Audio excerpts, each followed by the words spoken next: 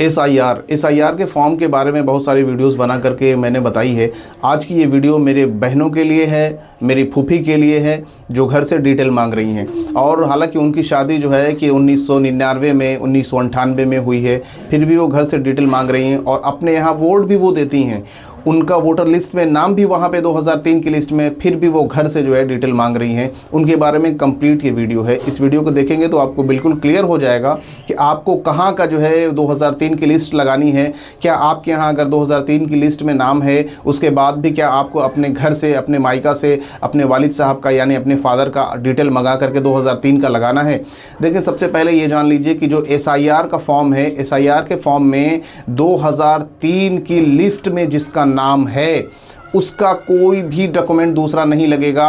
Form पे बिल्कुल clear लिखा हुआ है और बार बार निर्वाचन आयोग ने ये बताया है कि अगर 2003 के लिस्ट में जिसका नाम है वो वही बस 2003 की लिस्ट डाउनलोड करेगा और उसकी जो डिटेल है यानी भाग संख्या जो है वो डालेगा, क्रम संख्या कितने नंबर पे उसका नाम है वो डालेगा और कौन सी विधानसभा उस वक्त थी। बाद में बहुत सारे लोगों की चेंज हुई, जैसे हम लोगों की अभी 375 है, पहले 217 थी, गाजीपुर सदर विधान सभा की। इसी तरीके से वो सारे कॉलम आपके पुराने 2003 की लिस्ट में लिखे हुए हैं। वही डिटेल आपको फॉर्म में नीचे साइड में लेफ्ट में अगर नाम है तो भर देना है। अब बात बिल्कुल क्लियर हो गई होगी कि अगर 2003 की लिस्ट में मेरी फूफी का नाम है, वहाँ वो वोट दे रही थी। हालांकि उनकी शादी बहुत पहले हुई है, 1990 में ही हो गई है, 92 में, 95 में हुई है। मेरी बहनों की शादी 1995 में, 96 में, 92 में हुई है।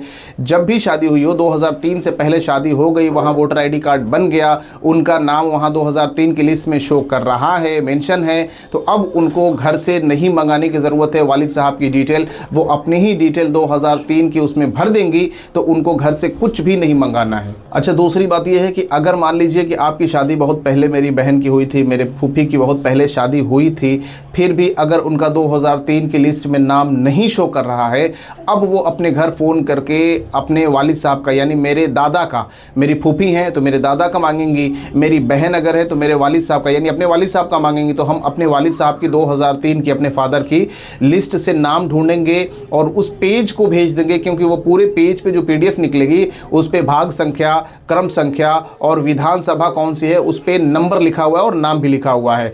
और उस पे जो नाम है मेरे फादर का या मेरी फूफी के फादर का यानी मेरे दादा का, तो उसमें साफ साफ लिखा हुआ है क्रम संख्या। तो ये सारी डिटेल उसमें भरनी होती है। जब भी हम किसी को भेजेंगे तो वो पीडीएफ भेजेंगे या आपको डाउनलोड भी बिल्कुल आसानी से कर सकते हैं। अब इसके अलावा अगर नाम नहीं है तो आपने समझ लिया कि पहले भी अगर शादी हुई है 2003 से पहले भी, फिर भी लिस्ट में नाम नहीं है, वो लोग लिस्ट मांगेंगे।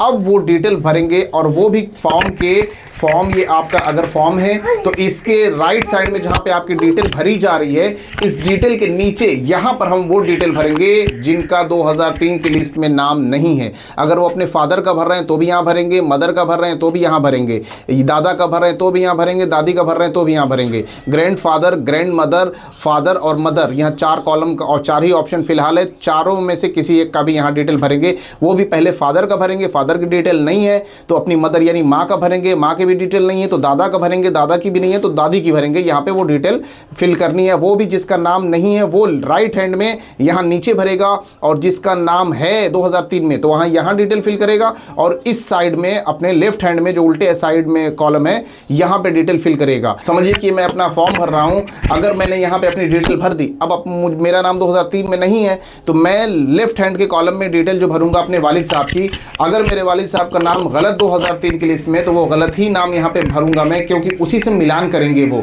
तो यहाँ पे नाम गलत भरूंगा, यहाँ जो डिटेल भर रहा हूँ मैं आधार के अकॉर्डिंग, आधार के हिसाब से मैं भरूंगा और यहाँ की जो डिटेल है, यहाँ की डिटेल हम जब भरेंगे तो गलत ही भरेंगे जो निर्वाचन वाले हमारे वोटर लिस्ट 2003 में है, क्योंकि उसी से मिलान करना है।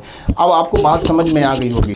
अगली बात यह है कि फॉर्म का डेट जो है बहुत कम है, जितना जल्दी हो फॉर्म को सबमिट कर दीजिए। सिर्फ 4 तारीख लास्ट डेट है। अगर अभी तक आपने फॉर्म नहीं लिया है तो बिल्कुल लापरवाही मत कीजिए, जितना जल्दी हो वहीं फॉर्म लीजिए। 2 फॉर्म मिल रहे हैं, दोनों फॉर्म को वहीं पे भरिए। फ़ोटो चिपकानी है फ़ोटो चिपका दीजिए और वहीं पे सबमिट एक फॉर्म कर दीजिए और दूसरा रिसीविंग के तौर पर ज़रूर अपने पास रखिए। ये बार बार बताया जा रहा है कि एक फॉर्म सबमिट कर देना है और दूसरा फॉर्म आपको अपने पास लेकर के रिसीविंग में रख लेना है।